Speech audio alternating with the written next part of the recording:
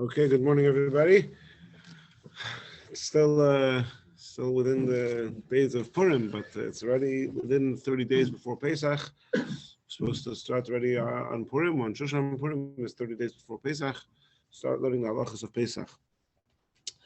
So, Karpas, we know the second and third steps of the Seder, or Chatz, washing our hands, and Karpas, we have a vegetable dipped in salt water. So what's it all about? Now, the mitzvah of Pesach night is to retell the story. One of the mitzvahs of Pesach night is to retell the story of Yitzias Mitzrayim, v'higadut alavincha, to tell it to your son. And the way the whole Haggadah is designed is that it's answering the son's questions. So the son asks Ma Nishtana and the whole list of questions, and then we answer him. And the answer is the story of Yitzias Mitzrayim. We have there's the four sons concerning which the Torah refers to. The whole idea is very much, the whole Seder night is very much focused on engaging the children and getting the children to ask questions. And there are a number of things which we do on Pesach, specifically to, hi Bob, there are a number of things, you said you were going to have a rest. All right, there are a number of things that we do specifically on Pesach, on the Seder night, in order to engage the children. The Gemara says you give out nuts and roasted grains, or I guess in modern days we would call that candies. You give them candies to keep them engaged, and many other things that we do. So we come to Karpas. Karpas is that we take a vegetable, we dip it in salt water or vinegar straight after Kiddush. Of course, we also have to wash first because before you have a wet vegetable, one has to wash. Even those who are not careful about that year-round are careful of that on the Seder night, again, in order to emphasize the difference and engage the children's curiosity. Now, So why are we eating karpas? What does that vegetable do? Again, it's in order to engage the children's curiosity. Let's see that inside. So the Mishnah says, the Mishnah in the last chapter of Psachim, this is not yet on your source sheet. Mishnah at the end, in the last chapter of Psachim, known as Arvit Psachim, goes through the steps of the Seder. So it says, Heviu lefanov metabil b'chazeres ad shemagia leparperes hapas. So let's break this down. Chazeres means lettuce, which is what we use for the vegetable that we use for maror. The word metabil literally means to dip. As we'll see soon, the normative, or at least a common interpretation of the Mishnah is metabil b'chazeres, that you dip chazeres. In other words, you're eating a vegetable. We happen to be referring to lettuce. We'll see in a moment why. And you dip it in water, and so you dip it in something. Now, the emphasis isn't so much on the dipping as much as the eating it, but it's just, that was a colloquialism, that because when you ate vegetables, you dipped them in something, in a dip. So instead of saying eating vegetables, you said dipping vegetables. Like trying to think of a contemporary example of that. I don't know, somebody might say, I'm brewing up a coffee. It's just a way of saying I'm having a coffee. So, metabil b'chazeres, and dipping vegetables is just a way of saying you eat vegetables, right? We'll see soon another interpretation, but that's normative pshat. B'chazeres, lettuce. So the Rashbam explains that we don't specifically mean lettuce. The Mishnah means to say that if you don't have any other vegetable besides lettuce, which you have to use for maror, right? Nevertheless, you have another piece of lettuce earlier as part of the karpas. If you have another vegetable, it could be another vegetable, and perhaps it's better if it's another vegetable. Perhaps we'll see why. But don't get distracted here with the lettuce. Tabu b'chazeres is a little bit of a convoluted way of saying you eat a vegetable, right? So you've made kiddush. The next thing you do is you eat a vegetable. Before you arrive at the parperes hapas. What's parperes hapas? Well, pas means bread, right? Parperes is this interesting Mishnaic word. which it's used to, in the Mishnah and Brachos, it's used to describe the foods, the side dishes that go along with the bread. In ancient times, certainly the bread was the mainstay of the meal. And if you had a piece of steak or fish or whatever with the bread, that was like the parperes hapas, that enhanced the bread. You have in the Mishnah in Avos parperois la chochma. I think the word parperes essentially means some sort of enhancing, that, you know, this, whatever it is, B is parperes for A because it enhances A. So here parperes hapas means the maror that you're going to eat later after the matzah. And in Koirich, you eat it together with the matzah, but it's kind of secondary to the matzah, so that's called parperes hapas, right? So the words of the Mishnah are somewhat terse, but if it's just to break down, what is the Mishnah saying? That after Kiddush, you eat a vegetable before eating the main vegetable of the meal, which is the maror that you're going to have later. And you do so even if you only have one vegetable in your house, you only have lettuce, you still split it into two. You have something right after Kiddush, and then obviously the main maror comes later after the matzah.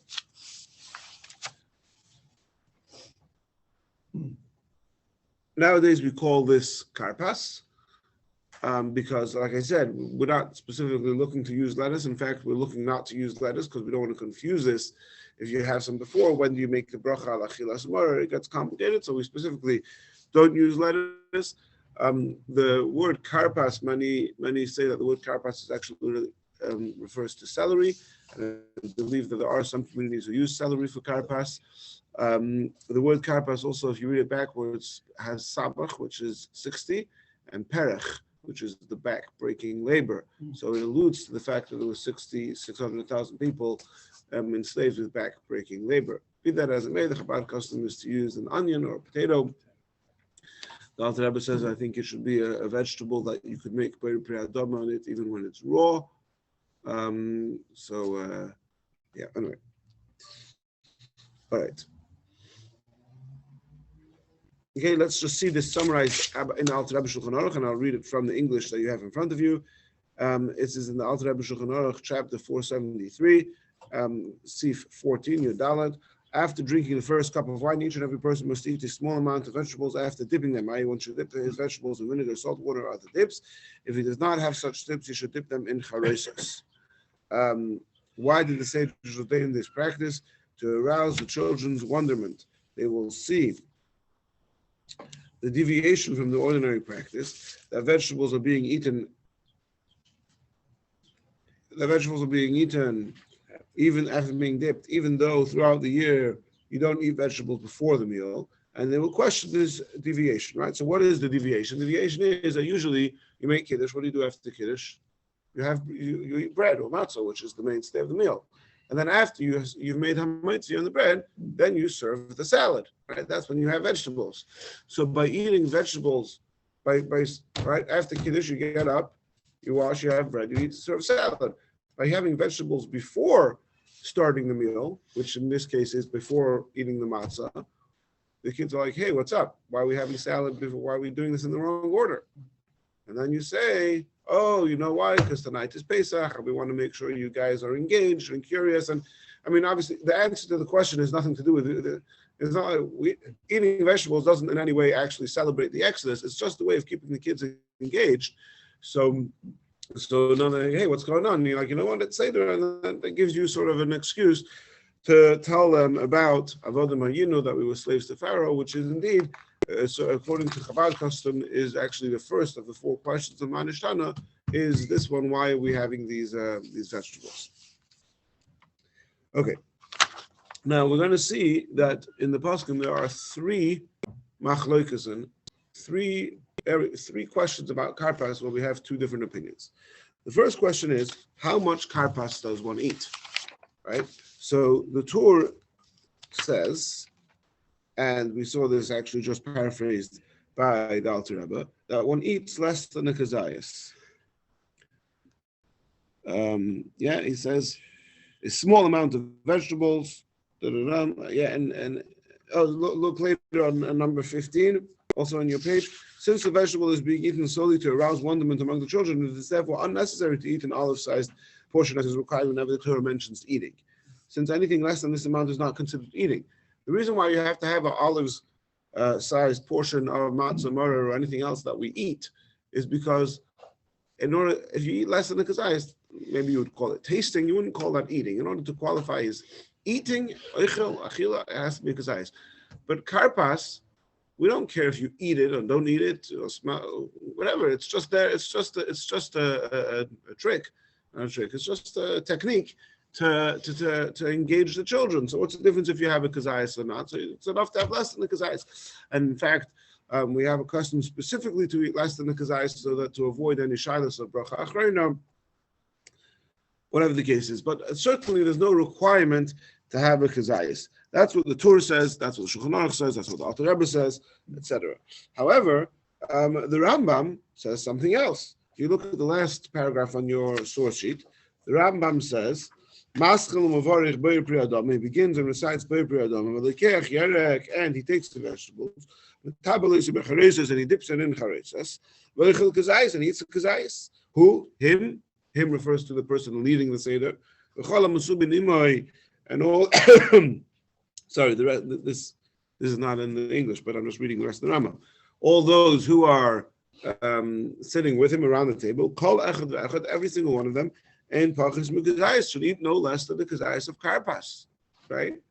What's going on over here? Why does the Rambam require one to eat a kazayis of karpas?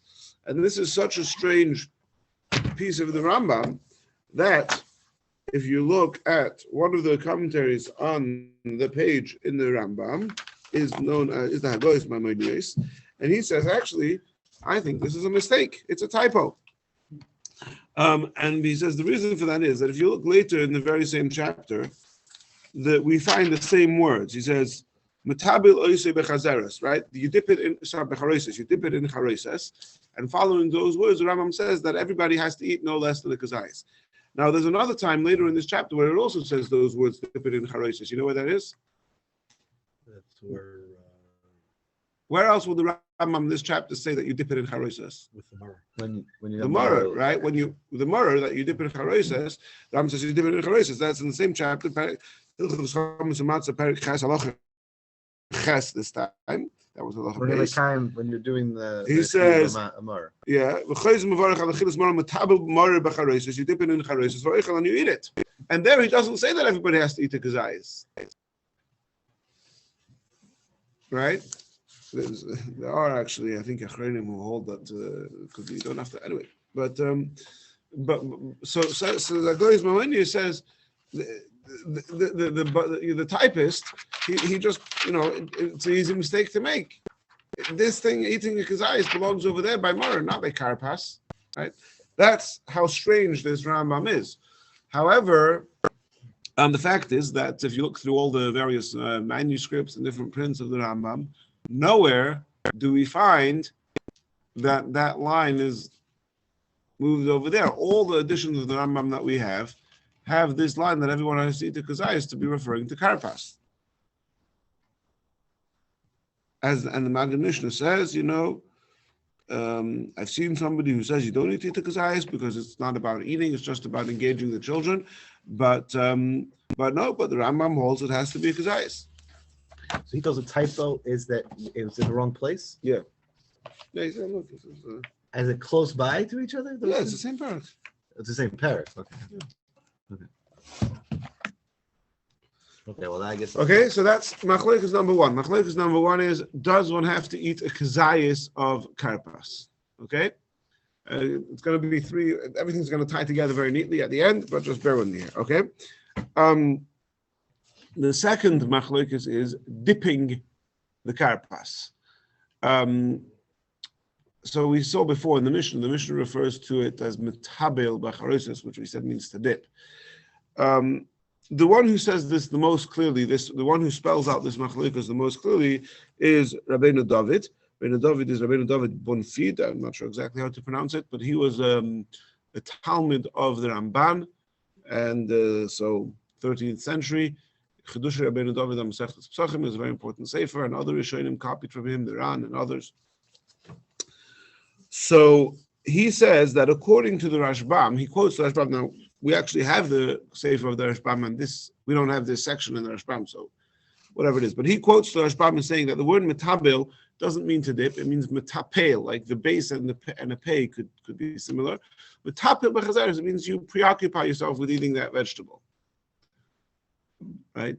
Now I said before that even if you want to keep the word metabil to mean dipping, it still could be a colloquialism and not something exact. In other words, it's just the way you refer to eating vegetables. If I would say somebody was sipping his wine, it wouldn't be necessarily that he's sipping it and not drinking it. It's just, or sipping his tea. It's just the way you talk that you sip a drink, but you could be drinking it regularly at a regular speed for the same price. So by the same token, when the Mishnah says that you dip the vegetable, it doesn't specifically mean to say that you dip it rather than just eat it as is. It's just a way of a manner of speech, right? That's one approach to Karpas. However, Rabbi David quotes Rabbi Yaakov, who says no, and I'm going to read you these words and tell me what you think of them. He says, "It's not good enough if you don't dip them. It constitutes a greater wonderment or a greater anomaly to the children when you dip it twice. But not that when you eat the first vegetable without dipping the children are going to be more engaged and more curious if they see you dipping twice, if they see you eating vegetables without dipping and another time vegetables with dipping, then they're not going to. What 2 times? Mara. Later, yeah, Mara. We say Mashanish. What's the shtei Karpas and Mara. Okay. Right? Anybody have any thoughts on these on this? But you're not doing that. You're dipping both times, right? Oh, right. That's exactly his point. His point is that you have to dip it twice, because if you wouldn't dip the Karpas, then the children would not be so thrown off by this anomaly. At what point was dipping entered into the system, that process of the Seder? Okay. I mean, everything that you're talking about is part of the Seder. If it's on the Seder plate, that means it's intrinsic with the story, with the idea of the Seder and the purpose of the Seder. Okay, but the dipping, I mean, we hear, there's so many different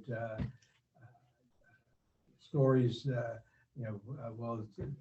remind you of, the bitterness and all that, all variations. Okay, but at what point in the Seder was dipping entered into the process? I'll get to that in a moment.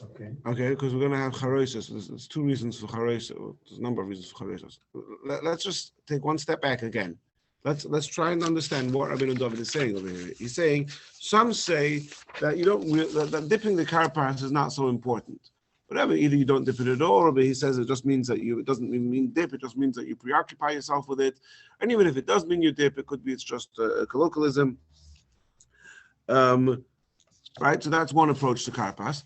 Another approach to Karpas is no, you have to dip the Karpas, because if you don't dip the Karpas, if you don't dip it into something, the children are not going to be so thrown off by that. That won't awaken their curiosity. But if you dip it, then it will. Anybody understand that? That was very confusing. No, it doesn't make any sense. The only way it makes sense is if it really is not common for people to dip. Okay. Right, but okay, here's my objective right now. I want everybody to be completely confused. If you're not confused, raise your hand. Do you understand what's going on over here, Bill? yeah. Well, what's going on? Why? Well, it makes sense. Why? What was the question? Why Rabbeinu David is suggesting that if you don't dip the Karpas in something, then that won't be that won't be an anomaly that the children will recognize, because you didn't dip the first time and you did dip the second time. Does that make any sense to you? That was not the common practice, as Ari said. But he's talking here about the second time. He's saying He's saying, he's talking here, you're doing two, again, we said before, why are we eating karpas? Because usually we serve salad after once the meal has started. Here we're serving salad before the meal, right? It says Rabbi David, quoting Rabbi Yaakov, if you eat karpas and don't dip it, and then you eat morer and you do dip it, the children won't be thrown off. But if you dip them both, now they're going to be thrown off, huh? If anything, it's the opposite, right? When they see. Dan, are you confused? I'm trying to figure out why dipping at a particular time is confusing. So, yes. Okay, good. You're confused? A little bit. You're confused? Sure. You're confused? I don't understand the importance of it. Okay, good. Are you Yes. confused? No, because I always understood that like you're dipping them like the tears and the beans, and we were always like, All right. Well, you have to we were always into that. you have to ignore anything you knew before you started today because we're doing this. So he's saying, if, what is it again? What does he say? If Okay, I'm going to get back. Let me move on. I'm going to get back to Ben David soon. Okay. All right. So far, we've had two machlokes in about karpas. One machlokes was how much karpas do you have to eat, where most poskim say you just have to eat a little bit because the point is we want to make this anomaly of serving prop. Very good. We want to eat salad before the meal to engage the children. So the taste does make a difference. And others say the Rambam says no, you have to eat the kazayis. And the second machlokes is it important to dip the karpas into something, right? The Rashbam and others say no, don't really need to dip it. Whatever, not so important. Rabbi David is adamant that no, Rabbi Yaakov, no, you have to dip it. Now, Also learned, dipping was a natural activity for the wealthy, the royalty back then. And so we're sitting down acting like, royalty. okay, not but like that slaves. could be true. Okay, let me address this because there's a lot of things.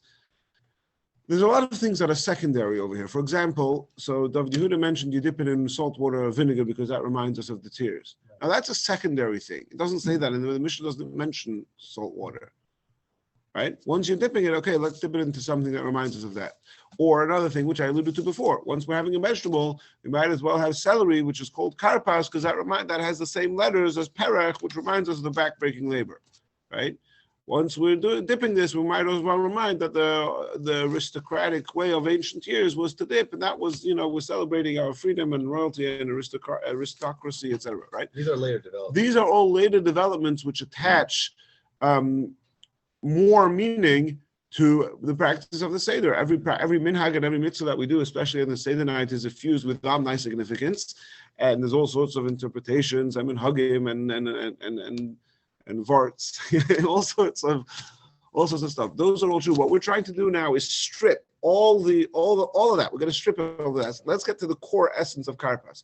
Chazal instituted karpas in the Mishnah. Take the words of the Mishnah. No vart that it says in the Maimer and Chassidus. Let's get to the core essence of what Chazal were telling us to do, right? And the way to do that is by going to the Mishnah, looking at the Mishnah, looking at the Gemara, looking at the Rishonim. And then later you could look in books of Minhagim and all one of the many thousands editions of the Haggadahs, and every Haggadah will find a new level and a new perspective, and those things are all true, they're all good. I'm not in any way discounting them, but when we're trying to understand the essence of it's not just about karpas, it's a good lesson in any area of halacha that you're delving into.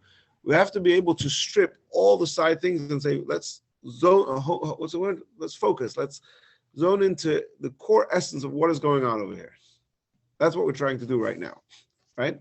So, yes, there's significance to celery and the significance to onions and the significance to potatoes and the significance to vinegar and to salt water, and there's lots of other significance. But at its core essence, what is karpas all about? And is it a requirement, part of the actual takana of karpas, that we dip the vegetable, or is it just that you eat vegetables? Right? And here we're encountering a machlokes that, let's just call it the Rashbam and Rabbi Yaakov, whatever, we'll see later, there may be more names to this, but essentially some are saying, no, the point is that you're eating salad before the meal, which is a strange thing to do, and that anomaly will arouse the curiosity of your children. And the other shitta and therefore it doesn't matter how much you eat. And the other shita is no, you have to eat to kazayis. Right? Okay, third machlokes. Once you are dipping it, if you are dipping it, or once you are dipping it, what do you dip it into? So Tosfos says, David Yehuda, I have a feeling you just said something that you knew before the class today. That's not allowed, No, because you might be importing some contraband of some later developed custom. We're trying to get here to the source of, to the root of it all. Coming in with baggage. Yeah, you're over your allowance. Okay, listen to this. So let's start with Tosfos. Okay, so Levi asked before, how does dipping Bichlal come into the picture over here? So the Mishnah talks about dipping maror. Maror, lettuce, you have to dip it into chareisas. Why do you have to dip it into chareisas? So there's actually machlokes in the Gemara why you have to dip maror into chareisas. One opinion in the Gemara is mishum kappa. Kappa means kappa means that there's some sort of poison or germs or something unhealthy in the lettuce, and in order to dilute that, you have to dip it into chareisas, which neutralizes the effect of whatever this kappa exactly is. That's one opinion why you have to dip lettuce in chareisas. Another opinion is that chareisas is a chalatit. Chareisas, the thick texture and possibly the color of the chareisas is to remind us of cement.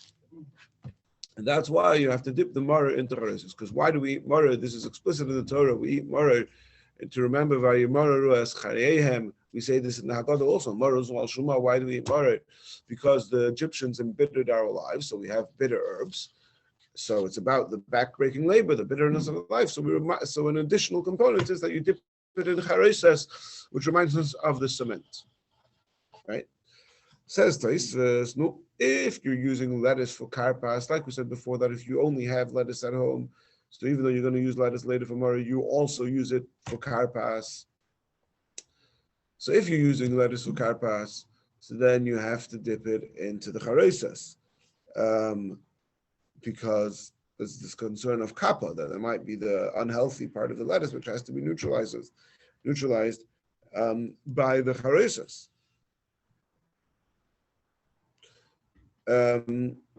But if you're using another vegetable, then you could dip it in something else. There's no need to dip it in chareisas. The Mishnah says metabel b'chareisas. The Mishnah doesn't even say that. Sorry, Mishnah metabel b'chareisas. Right. Again, if you're having lettuce for karpas, in absence of any other vegetable, then you have to dip it into chareisas, because zeichelatit, to remind us of the cement, is irrelevant. That's when it comes to maror. Now we're not doing maror, just doing karpas, so the cement opinion is irrelevant. But there is still this opinion that there's some health hazard in the karpas, in the lettuce, so you have to dip it into chareisas. But if you're using another vegetable like celery or onions or potatoes, or what do you use for karpas? Potatoes. Anybody else? Parsley. Okay, very good. So using another vegetable, you don't need to dip it into chareisas. You can dip it into anything. And Tosfos quotes Rabbeinu Tam, who used to dip it into vinegar or salt water. David Yehuda, you heard that? Yes. Here we go. If you're not having lettuce and there's no concern health hazards, so then you could dip it into salt water or vinegar, says Tosfos, and that's totally fine. All right. However, the Rambam says, and you might have noticed this before, but look back at your pages, right, on the last paragraph. He begins and recites the blessing Bar Pri Adama, takes a vegetable, dips it in chareisas, and eats a kazayas. Right? The Rambam says you have to dip it in chareisas. So again, why is the Rambam insisting that we have to dip it in chareisas? Okay, so that's basically, let's summarize where we're at. We have this takana, this institution of Chazal, that we have karpas, that we have a vegetable. The reason we have the vegetable, says the Torah, we saw the Alter Rebbe, is because we want to have this anomaly to engage the children's curiosity while you're serving salad before the meal. And we've seen three machlokes. One machlokes is, the Rambam says you have to eat the kazayas, and all the other poskim say that you don't have to eat the kazayas because it's just there As an anomaly, you don't need to actually eat it. You have to eat it, but you don't need to have the halachic requirement of ochel achila, which is constituted only by, fulfilled only by kazayis. Second machlokes, is it important that you dip the karpas into something, or is it just about eating a vegetable? Third machlokes, do you have to dip it into chareses, or can you dip it into anything? All right, everybody with us? All right.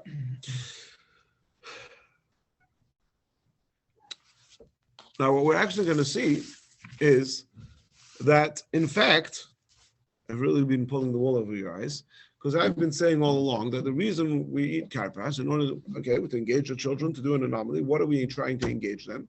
Well, we're not used to eating salad before the meal. So how come you're doing this, right? What's the answer? Just to get you to ask. There's no real good answer to the question. It's not like, just to get you to ask, to get you engaged. Now that I have your attention, hey, listen here, I've other Mitzrayim, right? So it's just a Prop. Right, very good. Now, however,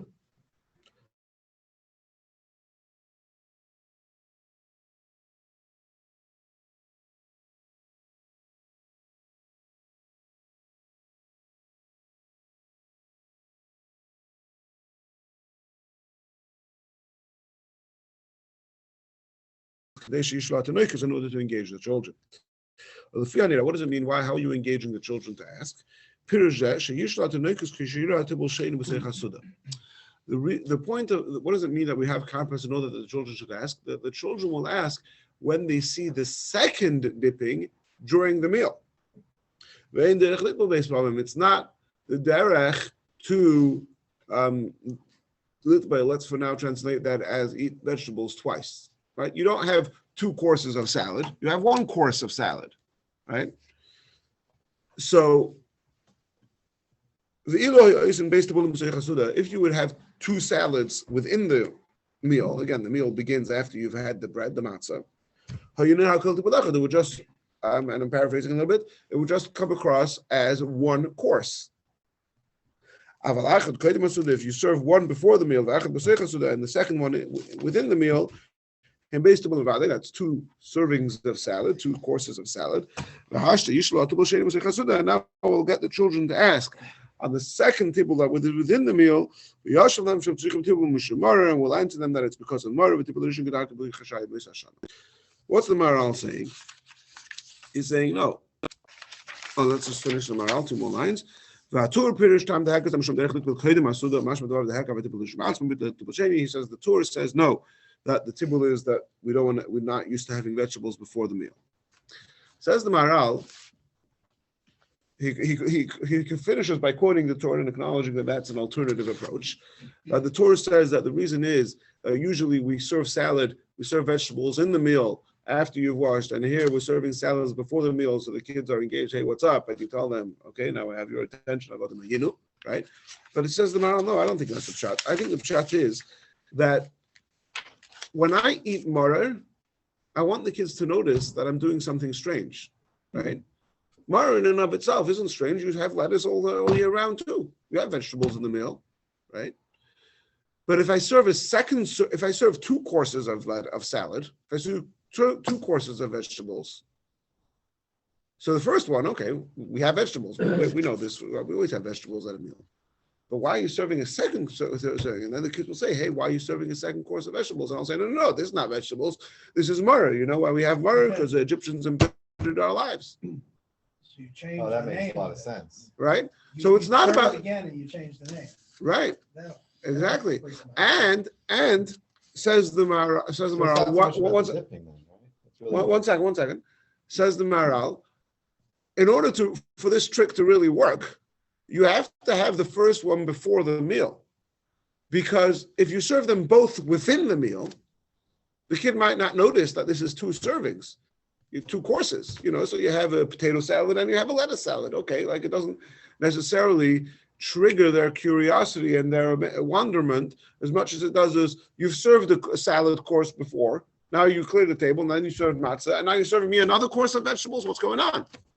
Whereas if you were to serve both of them together, even if you do one first, one the other, if they're both within the meal, it doesn't necessarily strike the children as strange as it does if you do the first one before the meal.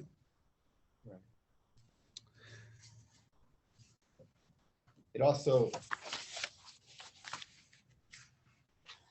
if you had the mitzvah of, I'm just wondering now, if we only had the mitzvah of mar, a kid could just think, oh, that mitzvah, that they won't think it's a mitzvah. They might think it's just a salad. Exactly.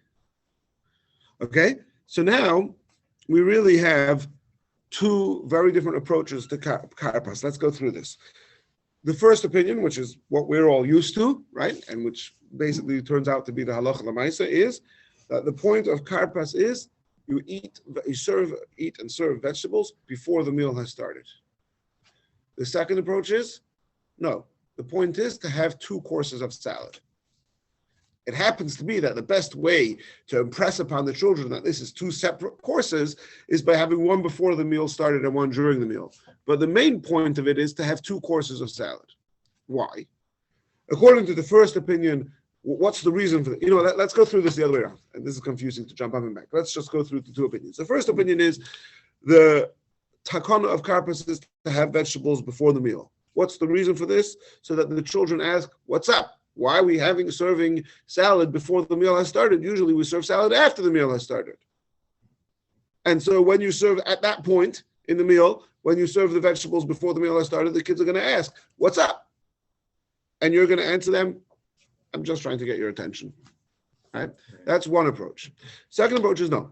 The takana of Karpas is you should have 2 servings of vegetables, 2 courses of salad. What's the point of it? So that when you, and again, to emphasize that it's 2 distinct separate courses, your best way of doing that is by having one before you start the meal. But at its core, it's about having 2 courses of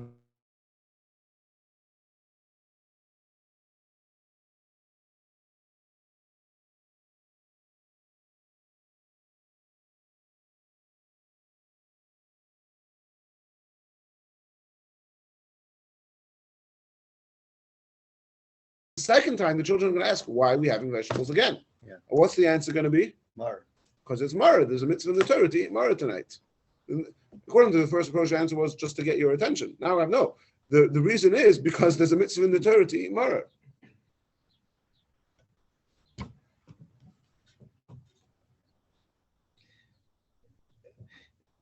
All of this might have certainly preceded the way that we have it today, where kids are very clear about all the chiyuvim and the seder. Yeah, because now they practice in school. And now we have Kadesh, Orchas, and then Yeah, you got to of go to course. Mar. And now it's like, here we're having a meal. We're trying to recount the story of and one of the ways to recount the story is the mitzvah of Mar, and you give out a vegetable. And the Right. kid's like, no, okay, I'm eating a vegetable. Right.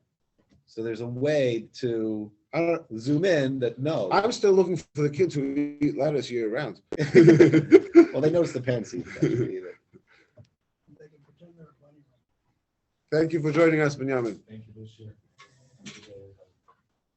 Right? And when they eat the parsley, they pretend they're a giant. So, in fact, So this we have a second step of our Seder is washing. Why are we washing? Kadesh Urchatz, why are you washing? Because when you wash before you dip a vegetable, according to the opinion we saw before, you don't even have to dip the vegetables, and so they wouldn't even be Urchatz. It would just be Kadesh, Karpas. I mean, it wouldn't match the tune, but okay. Right, that's Right? It's It's like when the English say X, Y, and Z, it doesn't ruin the whole song. Okay.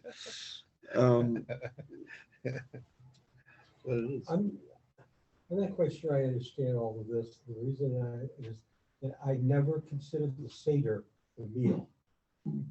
I considered the Seder, something that we went through, and then when we were finished, and then we had the meal. Okay, after we had the second cup of wine, and then. So let me invite you.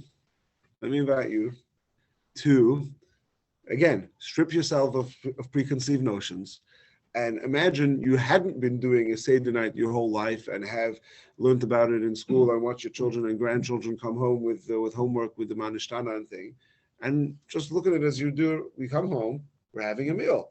How does a meal start? Again, you said nowadays Haven't- you're gluten-free, you don't have bread if you don't have to.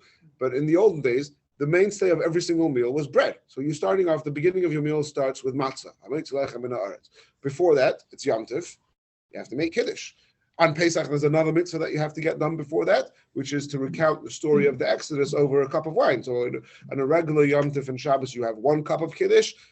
For the purposes of this conversation, let's just say on Pesach, there's 2 Kiddushes before you get started with your meal. One is Kiddush, regular Kiddush, and the other one is you say your Haggadah. We actually even hold a cup of wine for certain sections of the Haggadah, right? And then you're starting your meal. Your meal, again, if you were living in days of yore, how does a meal start? A meal starts with bread. What do you do after your bread? Okay, today it's matzah, whatever, same thing, right? What do you do after your bread? Okay, your first course might be salad, and then you go on to eat soup and thing, and that's the same thing you do on the Seder night. Now, of course, in our minds, it's hard to see that because what do you mean? You have Kaddish, Urchatz, Karpas, Yag, and Matzah, Shulchan Aruch is the meal. Yeah, the matzah is not, right? Of course, we're not used to thinking that way, but that's because we have so many years of tradition that we've been infused with from a very young age. And that's an amazing thing. I'm not trying. And somebody came along and said, you know what? This thing is not Mesudar. This thing is not organized. Let's make something called the Seder. That everything is organized in a way that, oh, this is recognizable as Mar. This is but maybe at one point it wasn't so obvious. But Maybe the father knew because he made sure that there was Mar there, but then the kid was like, imagine. I think that's salad. Imagine, just to sort of put this into, imagine, have you ever seen the Taimani, what you call it, the Taimani matzahs, right? You have a lafa, right? And some roast lamb, right? With some lettuce and horseradish with some spices, I mean, it just looks like a good dinner. Right? How are you going to know? Right? Now, it's a beautiful thing. I'm not in any way trying to discount the beauty of the tradition and Kaddish, Urchatz, Karpas, Yachas, and then the kids getting engaged and all the mystical significance of the 15 steps of the Seder. These are all beautiful, beautiful things. But and very important and integral things to Jewish life. But in the exercise that we're doing today, which is a halachic exercise, where we're trying to grasp what is the root of what we're doing, upon which all these other things stem from and grow from and enhance, we have to be able to strip ourselves of all of the preconceived notions. I just never I never even looked at the Seder plate and everything that's on there. I mean, not that I didn't consume what I was going to consume, but I never thought of that in terms of food relative to the meal. I always thought of something I had to consume because of the Seder. And then the Seder made more obvious. But there wasn't always the kind of organized structure. 100%. I also didn't. I'm no different than you. I also didn't. Right. Right. It's just that I learned this. It's not my first time learning this. I learned this in yeshiva. So I already. The point is the Seder itself kind of solved a lot of problems. Of course. Yeah. That at one point were not solved. Nothing was obvious. Okay, so you've never done this before, and this morning you're doing this for the first time. Welcome. This is so exciting. Okay. So if you got your children's attention because they had vegetables the second time before the meal. Yeah. Okay, what happens during the Shulchan Aruch and you've got more vegetables on the table? I mean, regular dinner vegetables. What I would describe. Are they supposed to ask more questions at that point? Yeah, according to one opinion, yes. So the first time was salad. The second time, oh no, mitzvah. This is a mitzvah. That's why we brought it out again. First time you were just doing it because we have salad at our meals. Why was it before? That's fine. If you do it a third time and the kids ask more questions, the more the merrier. That's not but you really integral to the Seder. You could have Shulchan Aruch without salad too. Right, but according to this opinion, we really want them to ask at the second time because now we're doing the mitzvah of Mar. We're not just eating salad anymore. Right, that was one of the differences between the two opinions is when is their curiosity activated. According to the first opinion, it's activated when you serve Karpas, because why are we having vegetables before the meal? According to the second opinion, it's activated when you serve the Mar, because why are we having a second course of salad? You remind me of I once spent a Seder, we could talk a long time about this, but I once spent a Seder in Kaunas in Lithuania, and long story short, we didn't have any food for the Seder. We arrived at our hotel by 10 minutes after candlelight. Long story, not for now. But so we have matzah, we had mar, we had all the ingredients, right? We didn't have any cooked food. So one of when it came to Shulchan Aruch, so we had we had Kiddush and Matzah and Mar and Shulchan Aruch. We didn't have any food to eat, so one friend, there were four guys. One of us had actually I don't eat cheese on Pesach, but one of the guys had cheese on Pesach, so he had cheese for his Shulchan Aruch, right? And then the rest of us just peeled a carrot, and we ate a raw carrot. You reminded me. What is the third vegetable? I had a raw carrot for Shulchan Aruch. That's so miserable. Anyway, but the second Seder we managed to get some food together. I got like Foxhole Baptism. I got a box of raisins in my bag. That'll be our. I have the heat of battle and a foxhole. Steve, is it something I said? Seder.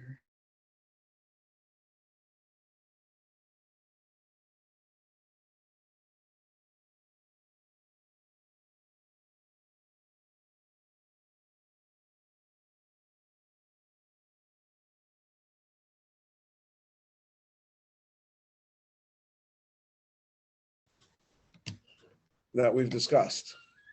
Do Chazal, when the Chazal are coming, okay, guys, let's make this institution. They come together, they have a vote. We're going to canonize this into the Jewish life, right? We're going to do Karpas. And they're going to say, what is the core of this Karpas? Again, without all the extra trappings. Are they going to be looking to make Karpas look very similar to Mara or not necessarily?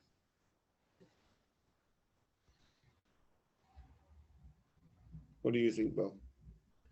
I would prefer not. Well, think about these two Make a opinions. distinction.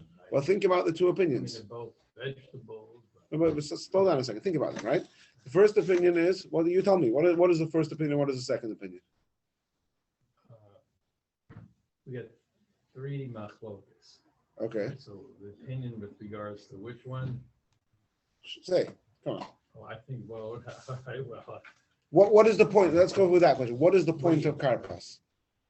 The first machlek is, what is the point of Karpas? It's not really When the kid sees what?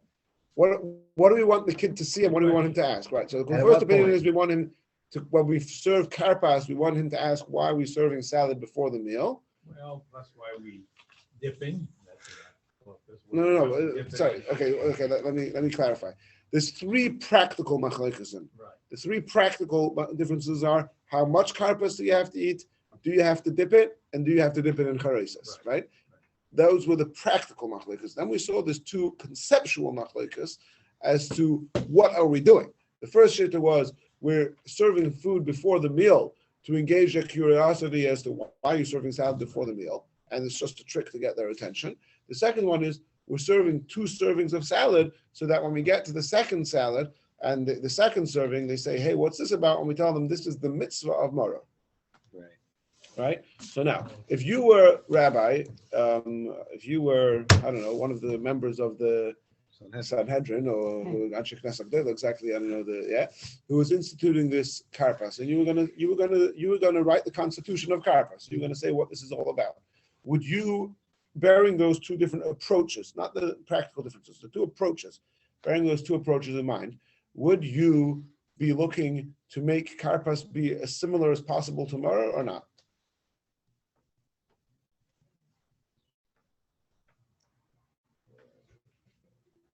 Well, it's in 2 different situations. I would say no. Why not? Well, I guess we're dealing with 2 different situations. One's during the meal and one's before the meal. So isn't that the conceptual difference there? Okay. All right. So we wouldn't necessarily have to make sure that it's different. The lettuces or the vegetable is different, right? So because we're dealing with the issue of before and after.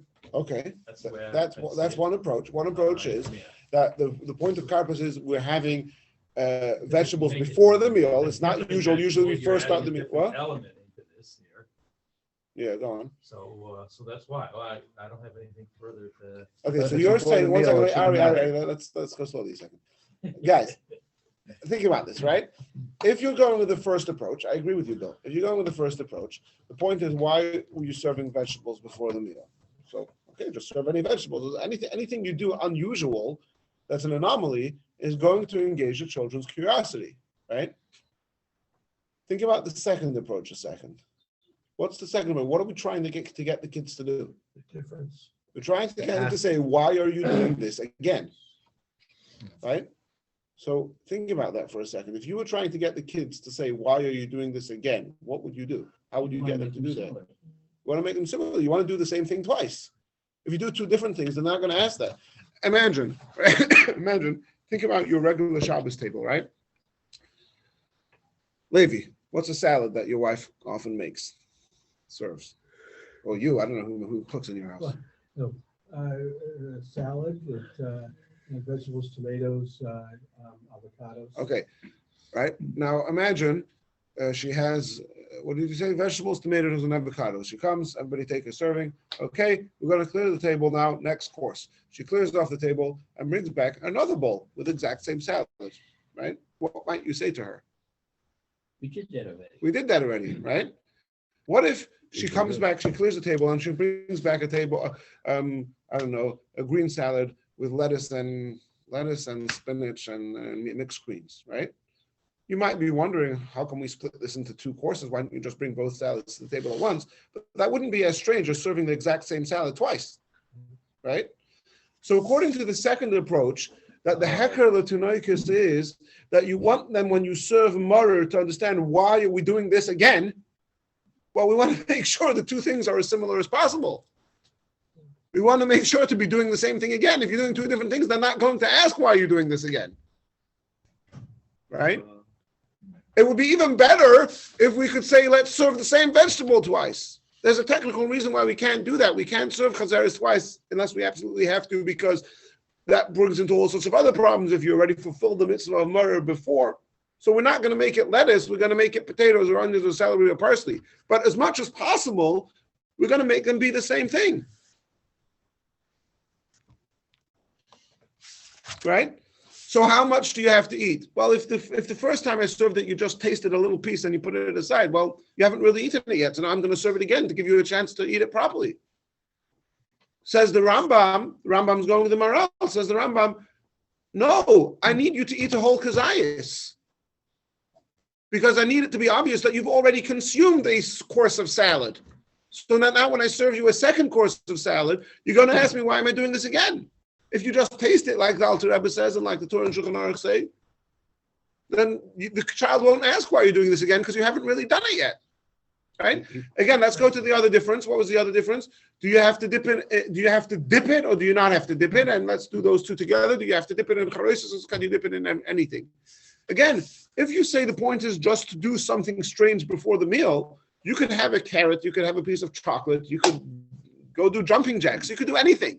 It doesn't really matter. The point is to do something that you don't usually do. Usually you make kiddush and you start the meal, and here you're making kiddush and getting distracted with something else, right?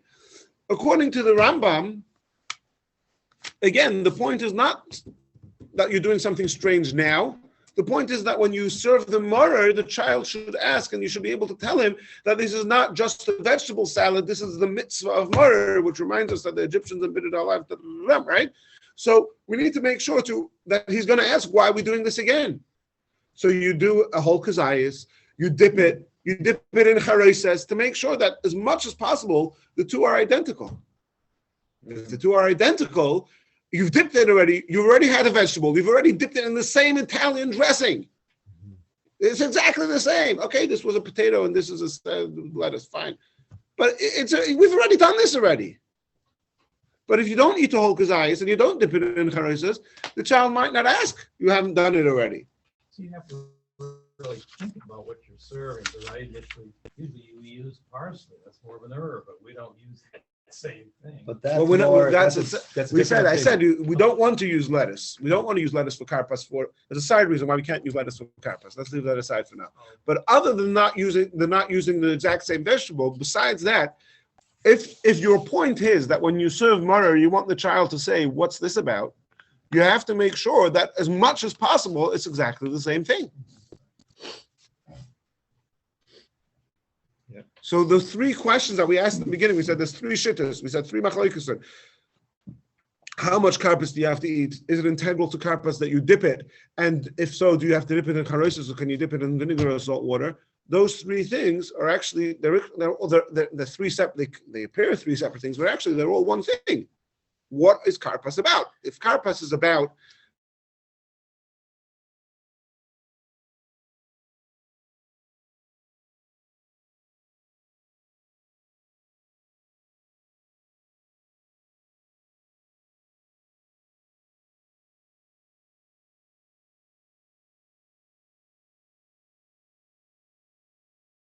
Absolutely. That's what. Yes. That's what Karpas is all about. Gemara says the reason for Karpas is in order that the kids ask, but it doesn't say what the kids are going to ask, and that lends, because the Gemara doesn't explicitly say what the kids are going to ask, that lends them to do two different interpretations, as we just explained. But I would say there is a difference, right? One opinion is we want kids to ask generally, and the other opinion is we want kids to ask a very specific question. Well, that's true anyway, because there's other things that we do. For example, the Mishnah says that you give out candies, to the children to keep them engaged, and all different. Right. Everybody agrees that there are questions that we do. There are things that we do during the Seder to engage the children's curiosity with things that don't really have a real answer to them. It's just to get their attention. Everybody agrees to that. Right. The question is specifically about Karpas. Right, but in the case of Karpas, according to one opinion, it's more of an arbitrary kind of thing. It's just meant as a prop. It gets the kids to go, what's going on? We're doing this before. The other one is, no, we really want to prompt the kid to ask about the maror. We want it more and more than that. We want them to realize that we're eating the maror for a mitzvah reason. Exactly. Yes. So it's a very specific. It's a much more. I'm narrow, but so on the one hand, it's more narrow. On the other hand, it's more meaningful. Right. Right. You're not just telling them, "Oh, I'm doing this to get your attention." There's actually a real reason for this. It's that you notice when you do that. So if the Rambam had his druthers, he would like for us to be doing maror for both. I mean, lettuce for both. In theory, I mean, but for some reason we can't. The reason you can't is because then you get into a whole shiloh of what to do with, because are you ready to the mitzvah before? Mm-hmm. Right. But I thought we just discussed that you're going to get a better chance of getting a question from the child if we're repeating the exact same thing. Right. But if you don't use lettuce for both, then because there's that's true. There's another problem with that. If you would do lettuce twice, you would encounter an even bigger obstacle. That you've already done the mitzvah of maror, and you can't say the bracha l'chilas maror again later. So we have to we're bound by an external force, so to speak, to make that change. But besides that, as much as possible, we want to keep them identical. So we do all the other things that are similar. Okay. Because we can't do that one. Okay, because based on the Bavlish Minchai, okay, when you're setting your Seder plate, hold on. Those two are exactly the same thing. No, they're not. You're confusing maror and chazaras, which is what we have for kairech. Yes. Karpas, Kun Chabad Minhag is an onion or a potato? Okay, yes, right, okay.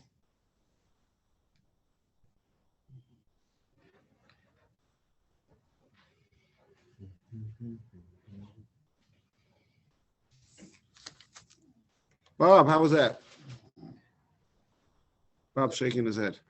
Bob, go have a rest.